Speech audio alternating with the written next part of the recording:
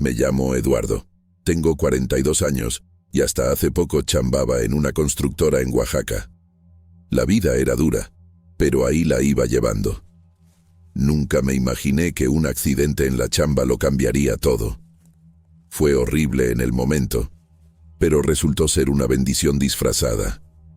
La lana que me dieron de indemnización fue justo lo que necesitaba para hacer realidad mi sueño de tener mi propio cacho de tierra. No lo pensé 2 veces. En cuanto cayó el dinero en la cuenta, hice mis maletas y me lancé pa' Zacatecas. Encontré un rancho en venta que parecía sacado de un sueño. Tierras fértiles, un arroyito cruzando la propiedad y una vista de las montañas que te dejaba sin aliento. Cerré el trato de volada. Casi no me la creía que todo eso fuera mío ahora. Los primeros días en el rancho fueron una mezcla de emoción y chinga. Me despertaba con el canto del gallo, me echaba un café bien cargado y me iba a chambear la tierra. El olor del pasto mojado por el rocío, el canto de los pájaros, todo parecía perfecto. En la noche me sentaba en el porche con mi vieja, Rosario, y nuestro chilpayate, Pedro, admirando las estrellas y haciendo planes. A veces, cuando andaba solo cuidando el ganado o arando la tierra, mi mente se iba de regreso a Oaxaca. Me acordaba del ruido ensordecedor de las máquinas, del olor a cemento y sudor, de las largas horas de chamba bajo el sol de la chingada. Era como si esa vida fuera de otra persona. Aquí era un hombre libre, dueño de mi propio destino. Claro que no todo era miel sobre hojuelas. La chamba en el rancho era pesada y a veces me agarraba pensando si había tomado la decisión correcta, pero bastaba ver la sonrisa en la cara de Rosario o ver a Pedro corriendo feliz por los campos para estar seguro de que iba por buen camino. Aquí teníamos paz, aire limpio y comida fresca en la mesa todos los días. Con el paso de las semanas, le fui agarrando el modo a la cosa. Aprendí a predecir el clima nomás viendo el cielo, a entender las señales que daba la tierra. Contraté a unos bueyes locales pa' que me echaran la mano, gente chida que conocía la región como la palma de su mano. Poco a poco, el rancho fue cobrando vida, las siembras empezaron a dar frutos y el ganado creció. En una de esas noches, sentado en el porche con una taza de café, mirando al horizonte donde se ponía el sol, sentí una paz que nunca antes había experimentado. Era como si todos los pedos del pasado se hubieran quedado atrás, enterrados en Oaxaca. Aquí en Zacatecas, tenía la oportunidad de empezar de nuevo, de construir algo que pudiera dejarles a mis hijos y nietos. ¿Qué iba a saber yo que esa sensación de paz era solo la calma antes de la tormenta? Si pudiera regresar el tiempo, habría disfrutado más esos momentos de tranquilidad.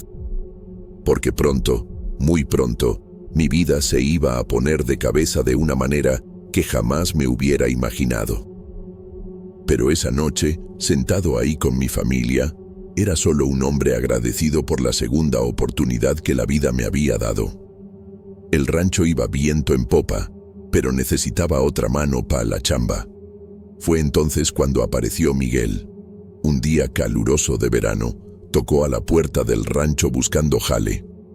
Había algo en él que me llamó la atención de volada. Era un tipo alto, flaco, con ojos tan oscuros que parecían chupar la luz a su alrededor. Hablaba poco, pero cuando abría el hocico, era como si cada palabra cargara el peso del mundo. Contraté a Miguel de inmediato. El güey chambeaba como condenado, de sol a sol, sin quejarse, pero había algo en él que me inquietaba. A veces lo cachaba mirando al horizonte con una mirada vacía, como si estuviera viendo algo que nadie más podía ver. Y cuando nuestras miradas se cruzaban, sentía un escalofrío en la espalda que no sabía explicar. No pasó mucho tiempo pa' que los otros trabajadores empezaran a cuchichear. Decían que Miguel salía tarde en la noche y solo regresaba de madrugada. Algunos juraban haberlo visto caminando por el bosque, murmurando palabras raras. Al principio, no le di importancia. Pensé que era puro chisme de gente desocupada. Pero conforme pasaban los días, empecé a notar cosas extrañas pasando en el rancho. Las gallinas dejaron de poner huevos de la noche a la mañana. La leche de las vacas se agriaba antes de salir del balde. Y hubo una noche que me desperté con el ruido de los caballos relinchando desesperados en el establo, como si hubieran visto al mismísimo diablo. Cuando fui a ver qué estaba pasando, encontré a Miguel parado en medio del patio, mirando al cielo estrellado. Ni siquiera parpadeó cuando le pregunté qué diablos hacía ahí a esa hora. La inquietud fue creciendo dentro de mí. Empecé a tener pesadillas horribles. Soñaba con sombras moviéndose por las paredes del cuarto, voces susurrando cosas que no entendía. Me despertaba sudando frío, con el corazón en la boca. Rosario se dio cuenta de que algo andaba mal. Ella decía que estaba diferente, más callado, siempre mirando por encima del hombro como si esperara que algo culero fuera a pasar en cualquier momento. Una tarde, caché una conversación entre dos trabajadores. Hablaban bajito, mirando pa todos lados, asegurarse de que nadie los estuviera oyendo. Dijeron que habían visto a Miguel haciendo una especie de ritual en el bosque. Hablaron de velas negras, de símbolos raros dibujados en el suelo, de una energía pesada que hacía que las hojas de los árboles temblaran sin que hubiera viento. Sentí que se me helaba la sangre. Aquello me recordó cosas que había visto en Oaxaca, cosas que prefería olvidar. Esa noche no pude pegar el ojo. Me la pasé dando vueltas en la cama, pensando qué hacer. Una parte de mí quería creer que todo era una pendejada, que la raza estaba inventando historias, pero en el fondo, bien en el fondo, sabía que algo andaba mal. El rancho que antes parecía un paraíso, ahora tenía un aire pesado, como si una nube oscura flotara sobre nosotros. Y no podía ignorar que todo había empezado después de que Miguel llegó. Decidí que iba a encarar a Miguel a la mañana siguiente. Le iba a exigir explicaciones, y si no me gustaba lo que escuchara, lo iba a correr en ese mismo instante. Pero una vocecita en el fondo de mi cabeza me seguía preguntando, ¿será que ya era demasiado tarde? Después de aquella plática que escuché, me puse a vigilar a Miguel por unos días, tratando de agarrarlo con las manos en la masa. No fue fácil. El cabrón era astuto. Parecía que siempre sabía cuando andaba yo cerca, pero estaba decidido. Al cuarto día, mi necedad dio resultado. Era noche cerrada cuando lo vi saliendo a escondidas del alojamiento. Decidí seguirlo, con el corazón latiéndome a 1000 por hora. La luna estaba bien fuerte, dejando todo con un brillo plateado medio macabro. Caminé en silencio, con los pelos de la nuca parados. El aire estaba pesado, como si una tormenta estuviera a punto de caer, pero el cielo estaba despejado, lleno de estrellas. Cuando llegué cerca del bosque, oí un murmullo bajito. Se me aceleró el corazón. Me escondí detrás de un árbol grueso y me asomé. Ahí estaba Miguel, en medio de un claro. Híjole, nunca voy a olvidar esa escena. Había un círculo de velas negras prendidas, y Miguel estaba en el centro, hablando en una lengua que nunca había escuchado antes. Nunca había visto nada parecido, pero algo en esos dibujos me dejó con una sensación de la chingada, como si estuvieran chupando toda la alegría del mundo. Miguel aventó algo al centro del círculo, algo que pareció retorcerse en el suelo por un segundo antes de prenderse fuego. El olor que subió era horrible. Me dieron ganas de guacarear. Me quedé paralizado, sin saber qué hacer. Una parte de mí quería salir corriendo de ahí, fingir que no había visto nada. Pero sabía que no podía. Lo que fuera que Miguel estuviera haciendo era algo maligno, algo que no podía dejar que siguiera en mi rancho. Respiré hondo, tratando de controlar el temblor en las piernas. Tenía que enfrentarlo, tenía que acabar con esa madre. Las palabras que salían de la boca de Miguel se fueron haciendo más fuertes, más urgentes. El viento alrededor del claro empezó a girar. levantando hojas secas en un remolino macabro. Las llamas de las velas crecieron de repente, haciéndose tan altas que por un momento pensé que iban a incendiar los árboles alrededor. Pero antes de que pudiera moverme, el ritual llegó a su fin. Miguel dijo unas últimas palabras, y de repente todas las velas se apagaron al mismo tiempo. La oscuridad que siguió era tan densa que parecía sólida. Oí pasos alejándose, y cuando mis ojos se acostumbraron a la oscuridad otra vez, el claro estaba vacío. Solo quedaban marcas quemadas en el pasto donde habían estado las velas. Regresé al rancho como zombi, con la cabeza dando vueltas. Sabía lo que tenía que hacer. Con la primera luz del día, iba a llamar a Miguel y lo iba a correr.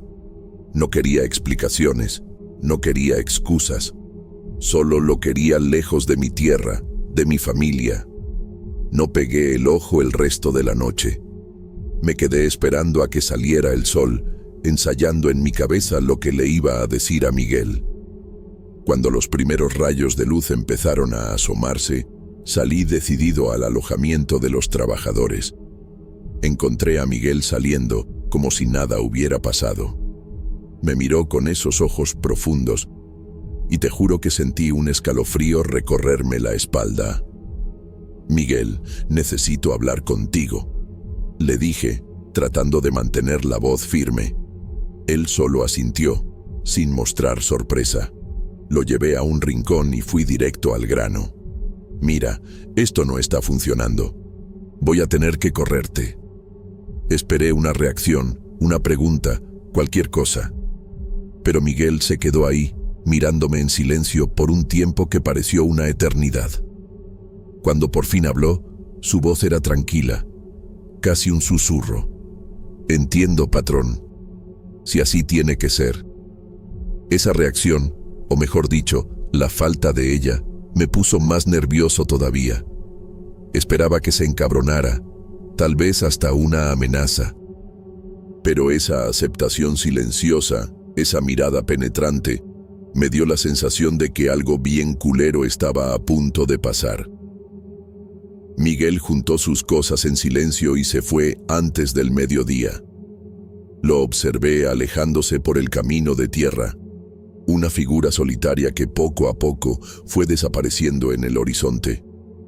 Debería haber sentido alivio, pero lo que sentí fue un peso en el pecho, como si una nube negra se hubiera instalado sobre el rancho. En los días que siguieron, empecé a notar cosas raras pasando. Al principio, eran cosas pequeñas, fáciles de ignorar. Las gallinas dejaron de poner huevos. La leche de las vacas se agriaba más rápido de lo normal. Los cultivos que antes estaban bien verdes empezaron a marchitarse, aunque les echáramos un chingo de agua y cuidado. Traté de convencerme de que solo era una mala racha, que pronto las cosas volverían a la normalidad. Pero cada día traía un nuevo pedo. El pozo que nunca se había secado empezó a dar señales de escasez. El ganado empezó a adelgazar, aunque hubiera un chingo de pasto. Y lo peor, empecé a oír a los trabajadores cuchicheando, diciendo que el rancho estaba maldito. Una noche me desperté con los gritos de mi hijo, Pedro. Corrí a su cuarto y lo encontré sentado en la cama, con los ojos bien abiertos del miedo. «Papá, hay algo en el armario». Lloraba. Abrí el armario, seguro de que no encontraría nada. Pero cuando la puerta se abrió, te juro que vi una sombra moviéndose al fondo, algo que desapareció en un parpadeo. Rosario también empezó a tener pesadillas. Se despertaba a medianoche, sudando frío, hablando de sueños con figuras oscuras que la perseguían. Durante el día, andaba distraída, siempre mirando por encima del hombro, como si sintiera que algo la estaba observando. El rancho que antes era nuestro paraíso, ahora parecía estarse convirtiendo en una pesadilla viviente. Las cosas en el rancho iban de Guatemala a Guatepeor. Cada día traía una nueva preocupación, un nuevo pedo que parecía no tener explicación. La salud de mi familia empezó a preocuparme en serio. Pedro, mi chamaco, que siempre fue un niño lleno de energía, ahora se la pasaba todo agüitado, con unas ojerotas y sin ganas de jugar. Rosario, mi vieja, estaba cada vez más flaca y pálida, quejándose de dolores de cabeza que no se le quitaban con nada. Una noche, me desperté con los gritos desesperados de Rosario. Estaba sentada en la cama, con los ojos bien pelones del susto, apuntando a la esquina del cuarto. «Está ahí, Eduardo. ¿No lo estás viendo?», gritaba. Miré hacia donde apuntaba, pero no vi nada más que las sombras de siempre de nuestro cuarto. Traté de calmarla, diciéndole que era solo una pesadilla, pero en el fondo de mi estómago sentí que se me hacía un nudo de miedo. Los trabajadores del rancho también empezaron a mostrar señales de que algo no andaba bien. Juan, mi capataz de confianza, vino a buscarme con una cara bien seria. «Patrón», me dijo, medio dudoso, «algo anda mal aquí. Los animales están bien alborotados, las siembras se están muriendo sin razón. Algunos de los muchachos están hablando de irse». Traté de tranquilizarlo, pero las palabras sonaron huecas hasta para mis propios oídos. Fue en una tarde particularmente calurosa que las cosas llegaron a un punto crítico. Estaba en el granero, tratando de entender por qué el heno recién cortado ya se estaba pudriendo, cuando escuché un ruido raro que venía de afuera. Salí a ver qué era y me quedé helado con la escena. En el cielo, una bandada enorme de pájaros volaba en círculos sobre el rancho, sus gritos haciendo eco de una manera que me dio escalofríos. No era época de migración, y nunca había visto tantos pájaros juntos de esa manera. Esa noche no pude pegar el ojo. Me quedé sentado en el porche, mirando a la oscuridad, sintiendo como si algo me estuviera observando desde las sombras. De repente, vi un movimiento por el rabillo del ojo. Me volteé rápido, con el corazón a 1000, y te juro que vi una figura oscura moviéndose entre los árboles. Por un segundo, pensé que había reconocido el perfil de Miguel, pero cuando parpadeé, la figura se había esfumado. El miedo empezó a apoderarse de mí. Me acordé de las noches en que había visto a Miguel haciendo esos rituales raros en el bosque. ¿Será que había dejado algo atrás? ¿Algún tipo de maldición? La idea parecía una pendejada, cosa de película de terror. Pero ¿cómo explicar todo lo que estaba pasando? Las cosechas arruinadas, los animales enfermos, las pesadillas, las sombras. Rosario empezó a hablar de irnos. «Este lugar ya no es seguro para nosotros, Eduardo», decía con los ojos llenos de lágrimas. «Hay algo mal aquí. Algo que está lastimando a nuestra familia». Yo quería discutir, quería decir que era solo una mala racha, que pronto todo volvería a la normalidad. Pero en el fondo de mi corazón, sabía que ella tenía razón. El rancho que había comprado con tanta esperanza, el sueño de una vida mejor para mi familia, se estaba convirtiendo en una pesadilla viviente. Esa noche, acostado en la cama escuchando los sonidos raros que venían de afuera, tomé una decisión. A la mañana siguiente, iba a empezar a investigar a fondo qué chingados estaba pasando. Algo tenía que explicar toda esta locura, y yo iba a descubrir qué era, aunque fuera lo último que hiciera en el rancho. El día amaneció gris, como si hasta el cielo se hubiera quedado sin color. Salí temprano, decidido a revisar cada rincón del rancho en busca de respuestas. Empecé por el bosque, buscando rastros de los rituales de Miguel, pero no encontré nada más que hojas secas y ramas retorcidas. Pasé horas dando vueltas como pendejo, la frustración creciendo con cada paso. Fue a media tarde que Juan, mi capataz, vino corriendo hacia mí. Tenía la cara pálida, los ojos bien abiertos del susto. «Patrón», dijo jadeando, «tiene que ver esto, en el granero principal». Dejé todo y corrí tras él, con el corazón latiéndome a 1000. ¿Qué más podía salir mal? Entramos al granero y el olor me pegó como un putazo. Era un hedor a podrido, tan fuerte que me hizo ahogarme. Juan me guió hasta un rincón oscuro, detrás de unas pilas de heno. Ahí, medio escondido, estaba un costal de cuero viejo. «Encontré esto cuando estaba limpiando», dijo Juan, con la voz temblando. Con las manos sudando, agarré el costal. Estaba pesado, y cuando lo abrí, casi vomito. Adentro había una mezcla asquerosa de huesitos, hierbas secas que no reconocía, y lo peor de todo, símbolos raros dibujados en pedazos de cuero. Eran los mismos símbolos que había visto a Miguel dibujando en el suelo durante sus rituales nocturnos. «Dios mío», susurré dejando caer el costal. Juan se persignó murmurando una oración. Nos quedamos ahí, mirando esa cosa macabra, sin saber qué hacer. Fue entonces que la realidad me cayó como un balde de agua fría. Eso solo podía ser obra de Miguel. Debió haber enterrado esa porquería ahí antes de irse. «Juan», le dije, tratando de mantener la voz firme, «no le cuentes a nadie lo que encontramos aquí, ¿entendido?»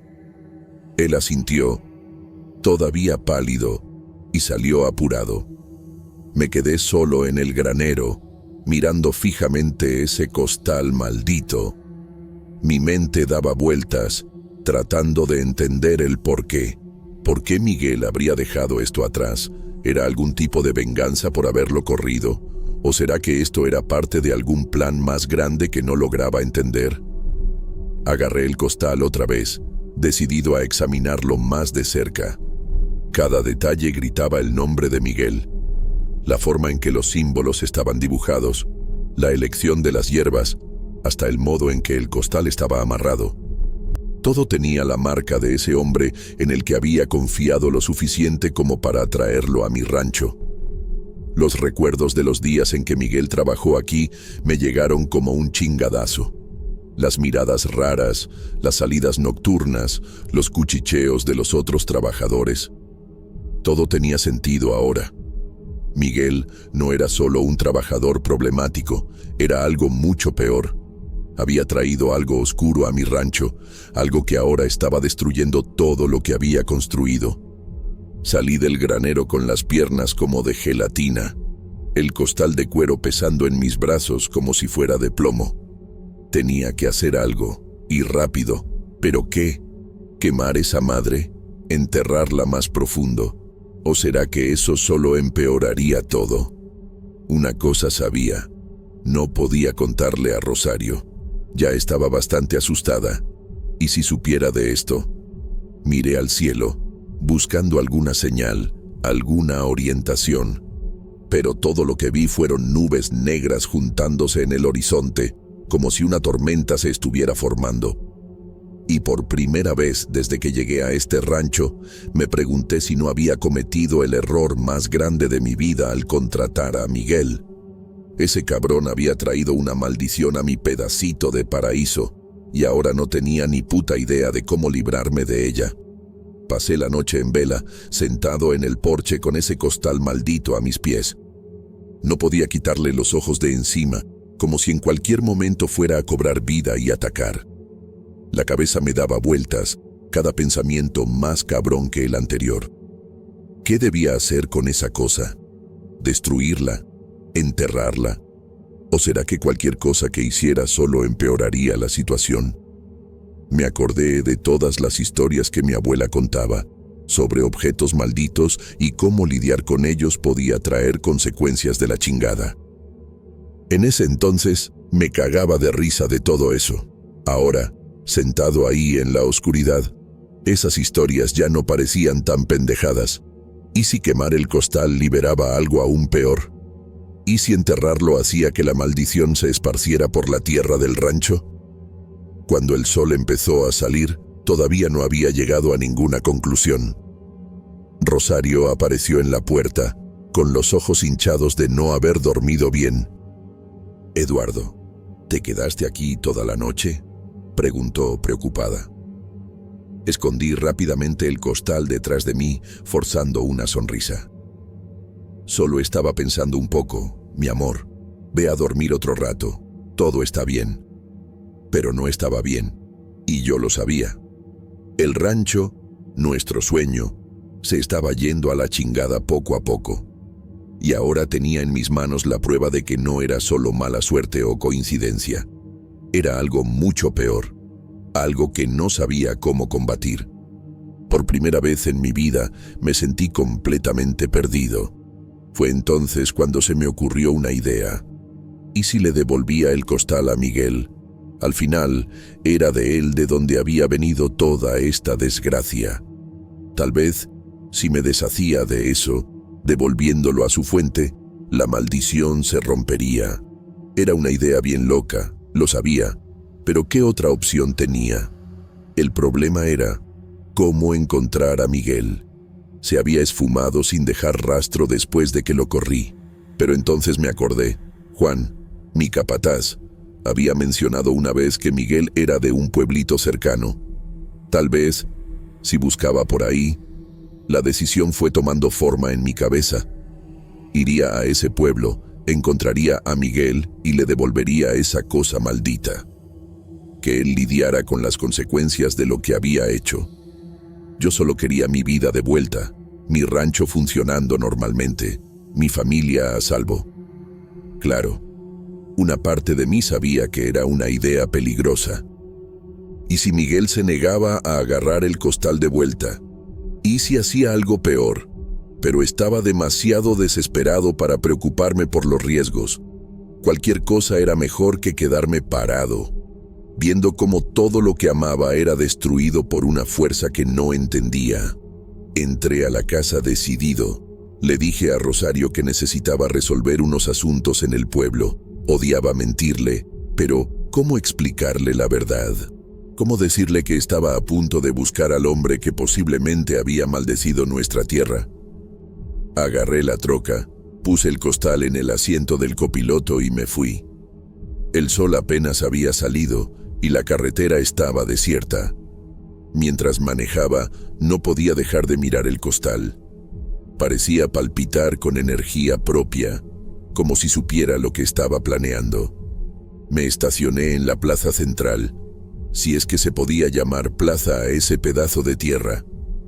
Salí del carro, con el costal bien agarrado en la mano, y empecé a preguntar por Miguel a los pocos habitantes que encontraba. Las reacciones eran siempre las mismas: miradas desconfiadas, respuestas evasivas, gente alejándose como si tuviera alguna enfermedad contagiosa. Después de unos minutos dando vueltas como pendejo, estaba a punto de rendirme cuando una señora ya grande me llamó desde la ventana de su casa. «Usted es el gringo del rancho nuevo, ¿verdad?», preguntó, con los ojos entrecerrados estudiándome. Asentí con la cabeza, sorprendido. «Está buscando a Miguel, ¿no? Ese cabrón siempre trae problemas». Mi corazón se aceleró. Por fin alguien que sabía algo. «¿Usted sabe dónde puedo encontrarlo?», pregunté, apenas pudiendo ocultar mi ansiedad. Se quedó callada por un momento, como si estuviera decidiendo si debía contarme o no. «Hace rato que Miguel no paga la renta», dijo, moviendo la cabeza. «Mala hierba, ese hombre. Nada bueno sale cuando él anda cerca. Si quiere un consejo, hijo, deje a ese cabrón por la paz. Solo trae desgracia por donde pasa». Le agradecí a la señora y volví a la troca, sintiéndome derrotado. Parecía que había hecho todo este viaje al pedo. Estaba a punto de arrancar el carro cuando escuché una voz familiar detrás de mí. «¿Buscándome, patrón?». Me volteé tan rápido que casi me voy de hocico. Ahí estaba Miguel, parado a unos cuantos metros de mí, con esa misma mirada penetrante que me ponía los pelos de punta. Sonrió, una sonrisa que no le llegaba a los ojos. Entonces, sus ojos se posaron en el costal que todavía traía en la mano. Veo que encontró mi regalito. Antes de que pudiera reaccionar, Miguel se me echó encima y me arrebató el costal de la mano. Por un momento, pensé que iba a salir corriendo con él, pero entonces hizo algo que me agarró completamente en curva. Me aventó el costal de vuelta. «Esto es tuyo ahora», dijo, con la voz extrañamente seria. «Tú lo abriste, tú lo encontraste, tú lidiaste con eso. Las consecuencias son tuyas. Miguel dio un paso atrás, su sonrisa volviendo, pero ahora había algo diferente en ella, algo que me dio escalofríos. Eso, patrón, es tu pedo ahora. Buena suerte. Y antes de que pudiera decir algo más, se dio la vuelta y empezó a alejarse, desapareciendo rápidamente entre las casas del pueblo. Me quedé ahí, parado en medio de la calle polvorienta, sosteniendo ese costal maldito, sintiendo como si el peso del mundo se me hubiera venido encima. El día siguiente amaneció diferente. El aire parecía más ligero, el sol más brillante. Hasta el ganado en el potrero parecía más animado. Quería creer que destruir esas cosas había resuelto todo, pero una parte de mí todavía estaba con el pendiente. Fue a media mañana que recibí una llamada inesperada. Era un tal señor Rodríguez, representante de una gran empresa agrícola. Fue directo al grano. Señor Eduardo, estamos interesados en rentar su rancho. Hicimos una investigación en la región y creemos que su propiedad tiene un gran potencial sin explotar. Me quedé sin palabras por un momento. ¿Rentar el rancho? Esa idea nunca se me había pasado por la cabeza. El señor Rodríguez continuó. Estamos dispuestos a ofrecer un valor bien por encima del mercado. Sería un contrato a largo plazo, con opción de renovación. Cuando mencionó la cantidad, casi se me cae el teléfono. Era una lana que ni en mis sueños más locos hubiera imaginado ver en mi cuenta. Necesito tiempo para pensarlo, respondí, todavía medio atarantado. Claro, tómese el tiempo que necesite. Pero recuerde, oportunidades así no se dan todos los días. Pasé el resto del día pensativo, sopesando los pros y los contras. Por un lado, el rancho era nuestro sueño, algo que habíamos construido con tanto esfuerzo. Por otro, después de todo lo que había pasado, la idea de dejar este lugar atrás no sonaba tan mal. En la noche me senté con Rosario y le conté todo. Sobre Miguel, sobre las cosas raras que habían pasado, sobre la oferta de renta. Esperaba que se pusiera triste, pero para mi sorpresa, vi alivio en sus ojos. Eduardo, dijo, agarrándome las manos, tal vez esto sea una señal, un nuevo comienzo para nosotros. Miré a Pedro, jugando en la alfombra de la sala, viéndose más feliz y saludable que en las últimas semanas. Pensé en todas las noches sin dormir, en el miedo constante, en la sensación de que algo siempre andaba mal. Esa noche tomamos nuestra decisión. A la mañana siguiente le llamé al señor Rodríguez y acepté la oferta. El proceso fue sorprendentemente rápido y en cuestión de semanas ya andábamos de mudanza. Mientras cargábamos el último camión, le eché una última mirada al rancho.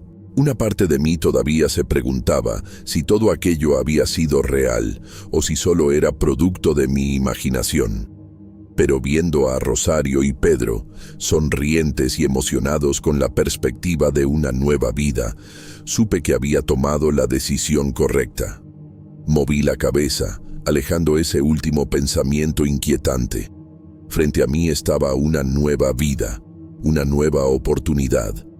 Y esta vez me prometí a mí mismo, no dejaría que nada ni nadie amenazara la felicidad de mi familia.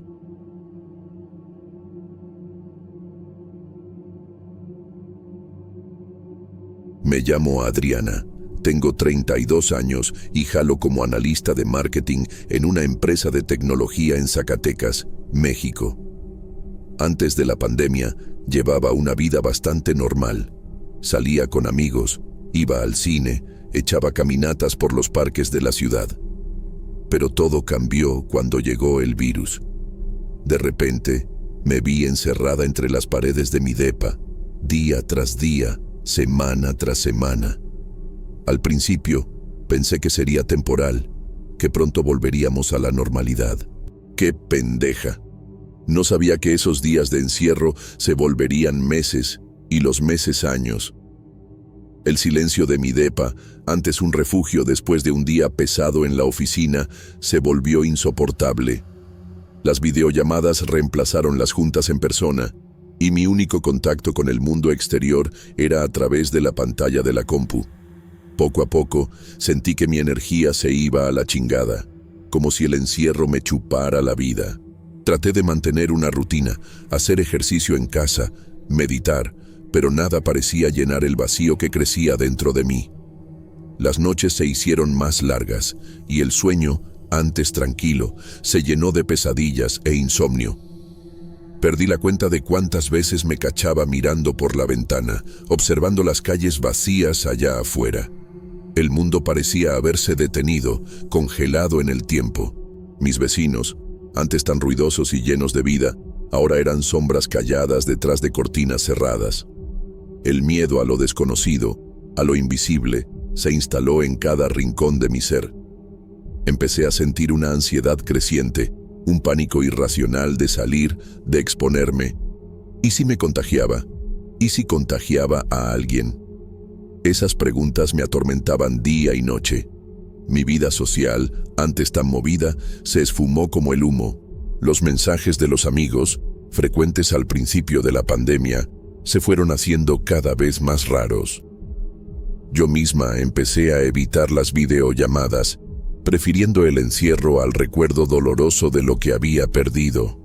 Mis jefes, preocupados, me llamaban todos los días, pero hasta esas pláticas se volvieron una carga.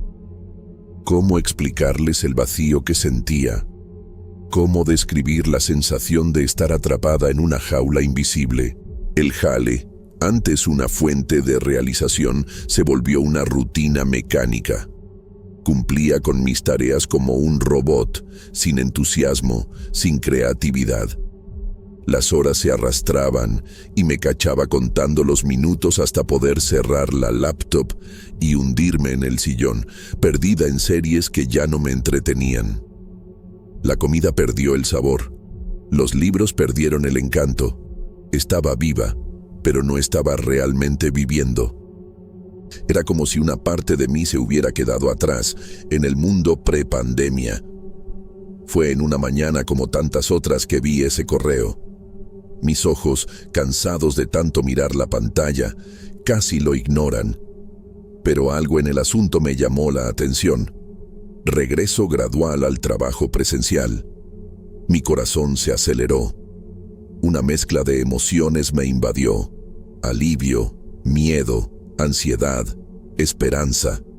Mis manos temblaban mientras abría el mensaje. Las palabras bailaban frente a mis ojos. Planeación cuidadosa, medidas de seguridad, flexibilidad. Pero todo en lo que podía pensar era, ¿estoy lista para esto? La idea de volver a la oficina, de enfrentar el mundo allá afuera, me paralizó. ¿Cómo reaccionaría al ver gente de verdad, no solo caras en una pantalla? ¿Cómo sería tomar el camión otra vez, saludar a los compañeros, comer en el comedor? Mi mente daba vueltas con posibilidades, todas ellas aterradoras. El encierro, que antes era una prisión, ahora parecía un capullo protector. La perspectiva de dejarlo me llenaba de pánico. Sabía que necesitaba dar ese paso, retomar mi vida, pero el miedo a lo desconocido era abrumador. Unos días después de mandar ese correo, todavía estaba tratando de acostumbrarme a la idea de volver a la oficina cuando escuché que tocaban la puerta. Mi corazón se aceleró, no estaba acostumbrada a visitas inesperadas. Dudé por un momento, pero algo me impulsó a abrir. Para mi sorpresa, era Fernanda, mi mejor amiga de los tiempos de la universidad. Estaba ahí, sonriendo, con una botella de vino y una caja de chocolates. «¡Sorpresa!», exclamó, entrando sin pedir permiso. Me quedé paralizada por un instante, dividida entre la alegría de ver una cara familiar y la incomodidad de tener mi espacio invadido.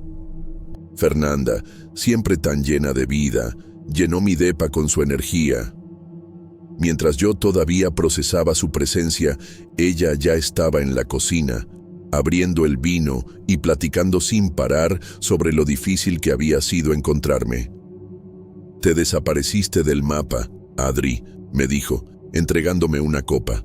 El aroma del vino me pegó, despertando recuerdos de noches despreocupadas que parecían pertenecer a otra vida. Nos sentamos en el sillón y Fernanda me miró con una mezcla de preocupación y determinación. «Vine a rescatarte», declaró, levantando su copa en un brindis. Las horas siguientes fueron una montaña rusa de emociones. Fernanda hablaba sin parar, poniéndome al día sobre la vida de nuestros amigos en común, sobre los cambios en la ciudad, sobre sus propios altibajos durante la pandemia. Yo escuchaba, fascinada y asustada al mismo tiempo, como si estuviera viendo una película sobre un mundo del que ya no formaba parte.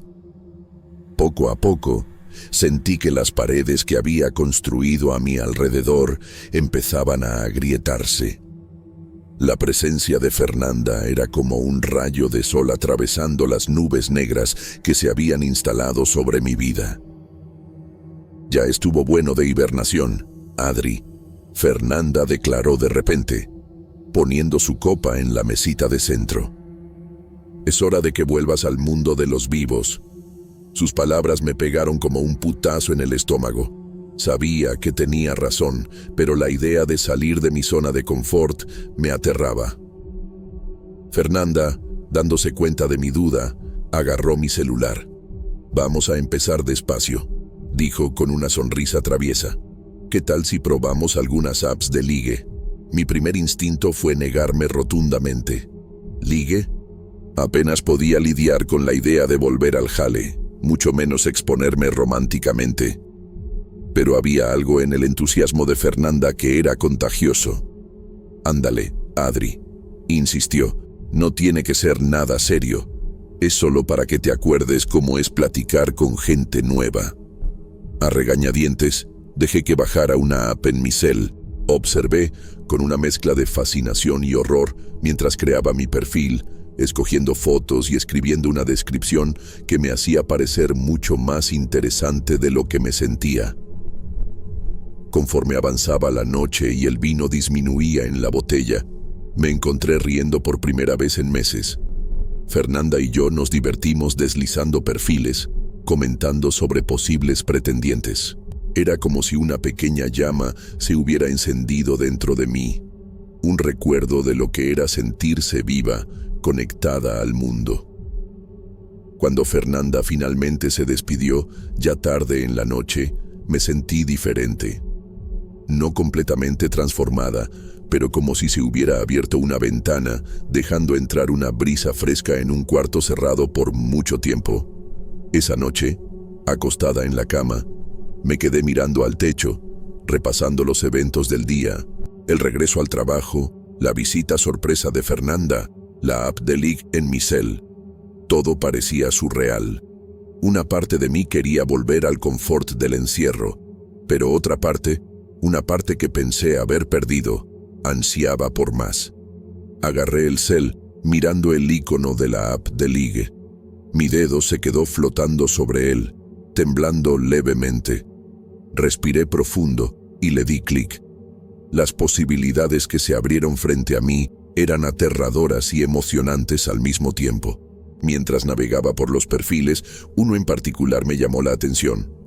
Rafael, 35 años, profesor de historia. Algo en su sonrisa y en la descripción chistosa me intrigó. Antes de que pudiera contenerme, le di like. Segundos después, un match. Mi corazón se aceleró. Apareció un mensaje. «Hola, Adriana. ¿Qué tal un café?» Me quedé paralizada, dividida entre el miedo y la emoción. ¡Qué pendeja! No sabía que ese simple mensaje sería el inicio de un viaje que cambiaría mi vida de maneras que jamás podría imaginar. Pasé días intercambiando mensajes con Rafael antes de finalmente aceptar vernos. Cada palabra suya parecía despertar algo en mí, una mezcla de fascinación e inquietud. Cuando llegó el día del encuentro, salí de casa con el corazón acelerado, sin saber qué esperar. El café en el centro de Zacatecas estaba acogedor cuando entré, mi corazón latiendo fuerte de ansiedad. Fue entonces cuando lo vi. Rafael estaba sentado en una mesa en la esquina, un libro abierto frente a él. Nuestras miradas se cruzaron y quedé inmediatamente cautivada por la intensidad de sus ojos cafés. Se levantó para saludarme, una sonrisa cálida iluminando su rostro. «Adriana», dijo mi nombre con una voz suave y melodiosa. «Qué bueno conocerte por fin en persona». Su mirada firme me transmitía una confianza que no sentía desde hace mucho. Me senté fascinada por su presencia. Nuestra plática fluyó naturalmente, como si nos conociéramos desde hace años. Rafael tenía una manera cautivadora de hablar, siempre manteniendo contacto visual, haciéndome sentir que cada palabra estaba dirigida especialmente a mí. Era profesor de historia, y sus ojos brillaban de entusiasmo cuando hablaba sobre el pasado. Cuando nos despedimos, Rafael sostuvo mis manos por un momento. Su toque era cálido y reconfortante. «Fue maravilloso conocerte, Adriana», dijo, su mirada intensa fija en la mía. «Espero que podamos vernos de nuevo pronto». Regresé a casa en un estado de euforia, repasando cada momento del encuentro en mi mente. Rafael era fascinante, inteligente y amable, una combinación que me dejó completamente encantada. Esa noche, antes de dormir, recibí un mensaje suyo. «Gracias por un día increíble. No puedo esperar para compartir más historias contigo». Me dormí con una sonrisa en la cara, ansiosa por lo que el futuro podría traer. Rafael había despertado en mí una curiosidad y un entusiasmo que pensaba haber perdido durante el encierro. ¡Qué pendeja! No sabía que ese encuentro sería el inicio de un viaje que cambiaría mi vida de maneras que nunca podría imaginar. En las semanas que siguieron, Rafael se volvió el centro de mi universo. Nuestros encuentros se hicieron más frecuentes, y cada uno de ellos parecía traerme de vuelta a la vida. Empezamos a explorar Zacatecas juntos, visitando museos, bibliotecas y cafés escondidos que nunca había notado antes. Rafael tenía una manera de hacer cada lugar especial, revelando historias fascinantes sobre cada rincón de la ciudad. Un día, mientras caminábamos por la plaza principal, sentí un mareo repentino. Mi visión se nubló por un momento y tuve que apoyarme en Rafael para no caerme.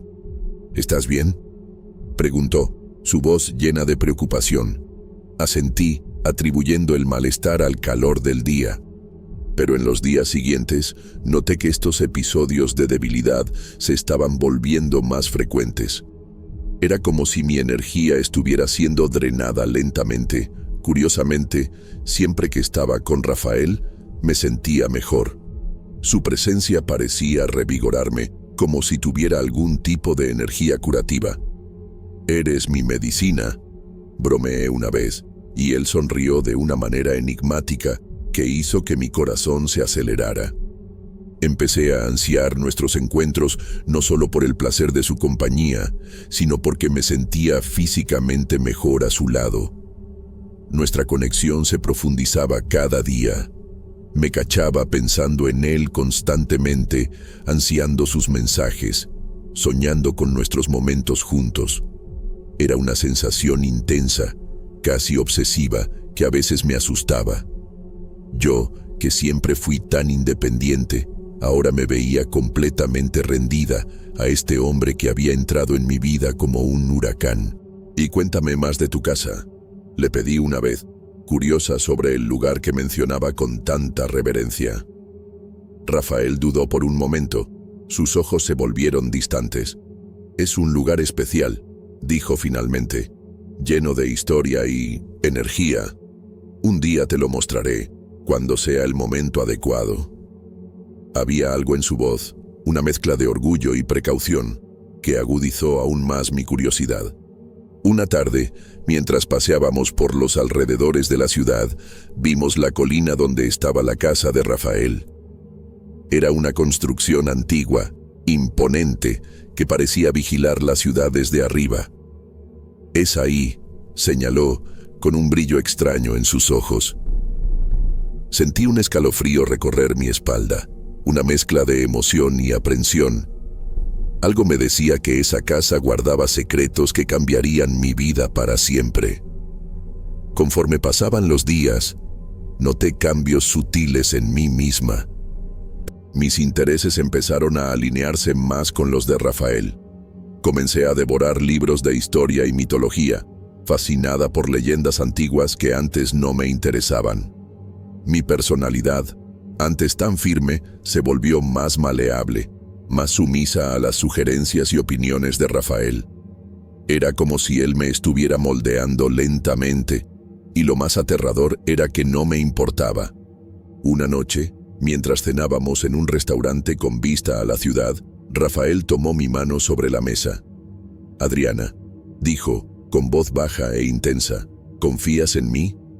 Miré sus ojos, perdida en su profundidad. «Completamente», respondí sin dudar. Una sonrisa enigmática se formó en sus labios. «Perfecto», murmuró, «porque tengo algo muy especial que mostrarte pronto». Regresé a casa esa noche con la cabeza dando vueltas. Una parte de mí estaba emocionada con la promesa de Rafael, ansiosa por sumergirme más profundo en su mundo misterioso. Pero otra parte, una voz casi ahogada en el fondo de mi mente, me advertía que me estaba perdiendo, que algo no estaba bien. Acostada en la cama, mirando al techo, me pregunté hasta dónde iría por Rafael y si habría un punto sin retorno en este viaje que apenas había comenzado. Me desperté a la mañana siguiente sintiéndome completamente agotada, como si hubiera corrido un maratón durante el sueño. Mi cuerpo pesaba y la simple idea de levantarme de la cama parecía una tarea titánica. Esta sensación de letargo se estaba volviendo cada vez más frecuente y no podía entender por qué. Forzándome a salir de la cama, decidí que necesitaba aire fresco. Sin pensarlo mucho, mis pies me llevaron a la colina donde estaba la casa de Rafael. Mientras subía, recuerdos del pasado inundaron mi mente. Hace algunos años, había trabajado en el mercado de Don Miguel, vecino de Rafael. En ese entonces, Rafael era solo una cara familiar en el vecindario, siempre con una sonrisa cálida y una historia interesante que contar cuando venía a hacer sus compras. Llegando a la cima de la colina, me detuve para recuperar el aliento, sorprendida de lo mucho que esa pequeña caminata me había cansado. Fue entonces cuando escuché una voz familiar. «Adriana, qué sorpresa verte por aquí». Me volteé y vi a Don Miguel, mi antiguo patrón, cuidando su jardín. Siempre fue una figura respetada en la comunidad, y trabajar en su mercado había sido una experiencia enriquecedora. «Hola, Don Miguel», respondí, tratando de disimular mi cansancio. Solo estaba dando una vuelta. La mirada de Don Miguel se fijó en mí, llena de preocupación. «¿No te ves bien, mi niña? ¿Está todo bien?». Dudé por un momento antes de responder. «La verdad, no sé, me he sentido tan cansada últimamente».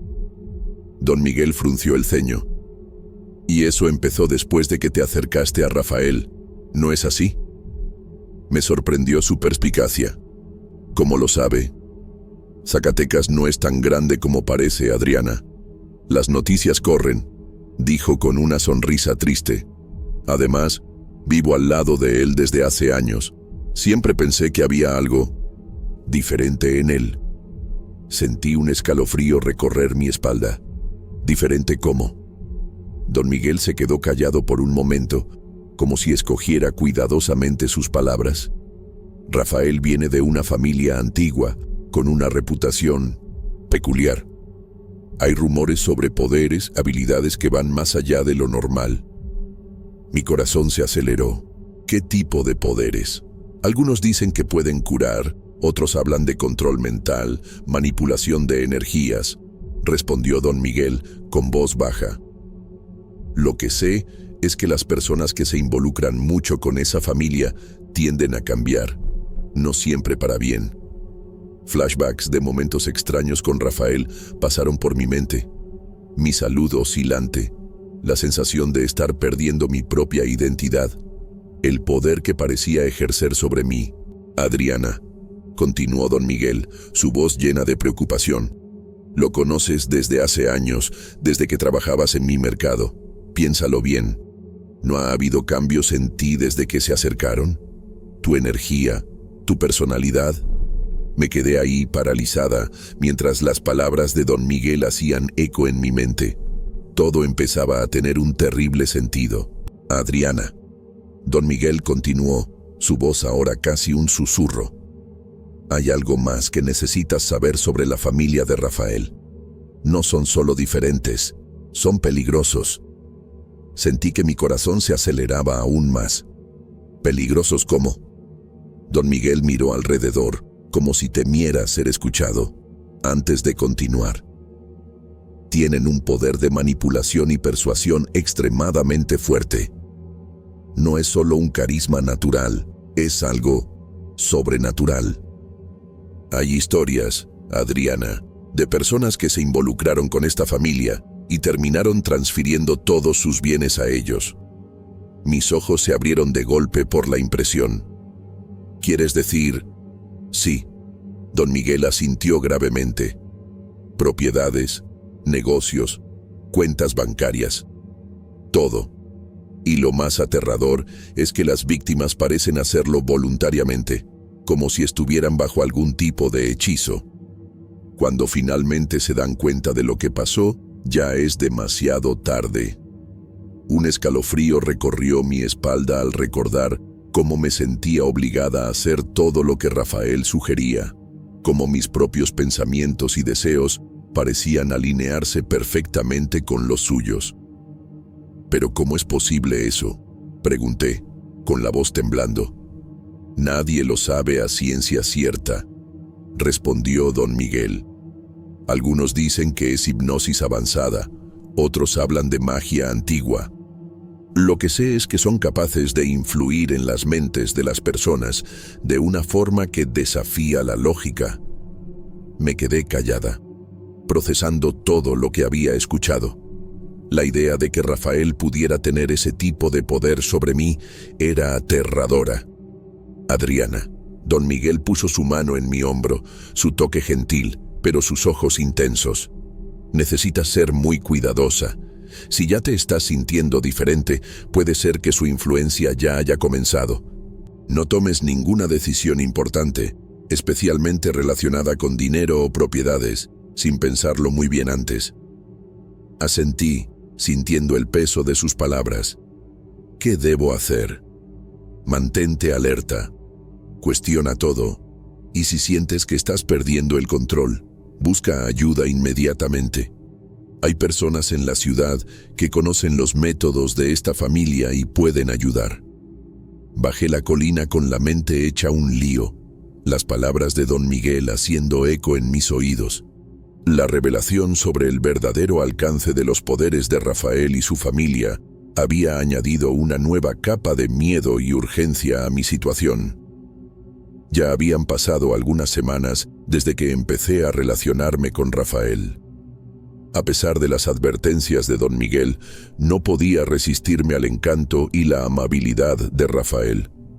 Sin embargo, una sensación de inquietud persistía en el fondo de mi mente. Una tarde de jueves, mi celular vibró con una serie de mensajes de Rafael. Mi corazón se aceleró al ver su nombre en la pantalla, como siempre pasaba. Adriana, querida, disculpa la molestia. Tengo un problema y no sé a quién más recurrir. Fruncí el ceño, preocupada. ¿Qué pasó, Rafael? Respondí rápidamente. La respuesta llegó enseguida. Es una situación vergonzosa. Mi cuenta bancaria fue bloqueada. Me equivoqué con la contraseña más de 3 veces. Estaba distraído. Hasta mañana mi gerente podrá desbloquearla. Antes de que pudiera procesar esto, llegó otro mensaje. Sé que es mucho pedir, pero ¿tendrías como prestarme 50,000 pesos hasta mañana? Tengo un pago importante que no puede esperar. Me quedé mirando la pantalla, aturdida. La cantidad era considerable, casi todos mis ahorros. Una voz en el fondo de mi mente gritaba en alerta. Las palabras de don Miguel resonaron en mis oídos. Tienen un poder de manipulación y persuasión extremadamente fuerte. Hay historias de personas que terminaron transfiriendo todos sus bienes a ellos. Sentí una repentina ola de claridad. Era exactamente sobre esto que don Miguel me había advertido. La manipulación sutil, la petición aparentemente inocente, pero que podría tener consecuencias serias. Con las manos temblorosas, empecé a escribir una respuesta, pero me detuve. ¿Y si estaba siendo paranoica? ¿Y si Rafael realmente necesitaba ayuda? Pero ¿por qué me pediría una cantidad tan grande a mí sabiendo que no soy rica? Decidí tratar de ganar tiempo. Rafael, esa es una cantidad bastante alta. No estoy segura si puedo ayudar. ¿No tienes a alguien más cercano que pueda prestarte? La respuesta llegó casi al instante. Desafortunadamente no, querida. Eres mi única esperanza en este momento. Te prometo devolvértelo mañana mismo. Sentí una sutil presión en sus palabras, como si estuviera tratando de convencerme. ¿Era ese el poder de persuasión del que don Miguel había hablado? ¿O solo era mi imaginación echando a volar? Respiré hondo y tomé una decisión. Rafael, lo siento mucho, pero no puedo prestarte esa cantidad. Espero que logres resolver tu problema. Envié el mensaje e inmediatamente sentí una mezcla de alivio y culpa. El teléfono se quedó en silencio por unos minutos que parecieron una eternidad. Luego, otro mensaje de Rafael. Entiendo, Adriana. No te preocupes. Disculpa por habértelo pedido. La respuesta era educada, hasta comprensiva, pero algo en ella me dejó inquieta. Era como si pudiera sentir una sutil decepción, quizás hasta un toque de irritación, escondida detrás de las palabras corteses. Dejé el teléfono a un lado y me senté en la cama, con la mente dando vueltas. ¿Acaso acababa de evitar una trampa? ¿O estaba siendo paranoica, negándole ayuda a alguien que realmente la necesitaba? A la mañana siguiente, desperté con una sensación de urgencia. Necesitaba hablar con don Miguel, pero también temía lo que pudiera descubrir. Mientras me preparaba para salir, mi celular vibró de nuevo. Era Rafael. Buenos días, querida Adriana. Espero no haberte causado ninguna molestia ayer. Afortunadamente, logré resolver mi problema bancario. ¿Qué te parece si nos vemos para un café esta tarde? Tengo una sorpresa para ti. Me quedé mirando el mensaje, invadida por una mezcla de alivio y desconfianza. Por un lado, estaba feliz de que hubiera resuelto su problema. Por otro, la mención de una sorpresa me dejó aprensiva. Decidí no responder de inmediato. Primero, hablaría con don Miguel. Salí de casa y fui directo al mercado de don Miguel. Lo encontré acomodando algunos estantes. «Adriana», exclamó al verme, «te ves preocupada. ¿Qué pasó?». Respiré profundo y le conté sobre los mensajes de Rafael, la petición de dinero y mi negativa. Don Miguel escuchó atentamente, su expresión volviéndose cada vez más seria. «O hiciste bien en negarte, Adriana», dijo cuando terminé. «Esa es exactamente el tipo de táctica que usan. Empiezan con peticiones aparentemente inocentes y van aumentando gradualmente». «Pero, ¿y si realmente necesitaba ayuda?», pregunté, todavía sintiendo una punzada de culpa. Don Miguel negó con la cabeza. «Piénsalo bien, Adriana. Un hombre de la posición de Rafael, con tantos contactos en la ciudad, ¿necesitaría pedirte a ti una cantidad tan grande? ¿Y por qué no podría esperar hasta el día siguiente para resolverlo con el banco?». Sus palabras tenían sentido, pero aún había algo que me molestaba. Me mandó un mensaje esta mañana. Dice que resolvió el problema y quiere verme. Mencionó una sorpresa. Don Miguel frunció el ceño. «Ten cuidado, Adriana. Esa sorpresa puede ser un intento de bajar tu guardia. Son maestros en la manipulación emocional». Asentí, sintiendo un escalofrío en el estómago. «¿Qué debo hacer?». Si decides encontrarte con él, hazlo en un lugar público. No aceptes nada de beber o comer que no hayas visto preparar. Y sobre todo, mantente alerta. No dejes que te haga dudar de ti misma. Agradecí a don Miguel y salí del mercado, mi mente un torbellino de pensamientos. Una parte de mí quería cancelar el encuentro con Rafael, cortar todos los lazos. Pero otra parte, una parte que no podía silenciar completamente, aún anhelaba su compañía, su toque, su sonrisa. Llegué al café con el corazón acelerado, las palabras de don Miguel resonando en mi mente. Rafael ya estaba ahí, su radiante sonrisa iluminando todo el ambiente. Se levantó para saludarme, sus brazos abriéndose para un abrazo. «Adriana, qué gusto verte», dijo, su voz suave como la miel. «Ya pedí algo para nosotros. Espero que no te moleste». Inmediatamente recordé la advertencia de don Miguel. No aceptes nada de beber o comer que no hayas visto preparar. Sentí un escalofrío en el estómago. «Ay, no te hubieras molestado», respondí, tratando de mantener la voz firme. De hecho, preferiría pedir algo yo misma. La sonrisa de Rafael vaciló por un instante, tan rápido que casi no lo noté. «Pero querida, pedí tu café favorito. Pensé que te gustaría la sorpresa». En ese momento, el mesero llegó con 2 tazas humeantes. Rafael tomó una y la puso frente a mí, su mirada intensa fija en mí. «Ándale, pruébalo», insistió, su voz ahora con un tono casi imperceptible de urgencia. «Estoy seguro de que te va a encantar». Miré la taza, el aroma tentador del café llenando mis sentidos. Una parte de mí quería aceptar, confiar en Rafael como siempre lo había hecho. Pero las palabras de don Miguel resonaban en mi mente, alertándome sobre el peligro. «Rafael», empecé, tratando de sonar casual, «te agradezco la atención, pero estoy tratando de dejar la cafeína. Creo que voy a pedir un té». Sus ojos se entrecerraron ligeramente. «Adriana, nunca habías mencionado eso antes. Además, es solo un café. No te va a hacer daño». Sentí una sutil presión en su voz, como si estuviera tratando de convencerme no solo con palabras, sino con algo más. ¿Era ese el poder de persuasión del que don Miguel había hablado? «De verdad prefiero no tomarlo», insistí, sintiéndome cada vez más incómoda. Rafael se inclinó hacia adelante, su mano tocando la mía sobre la mesa.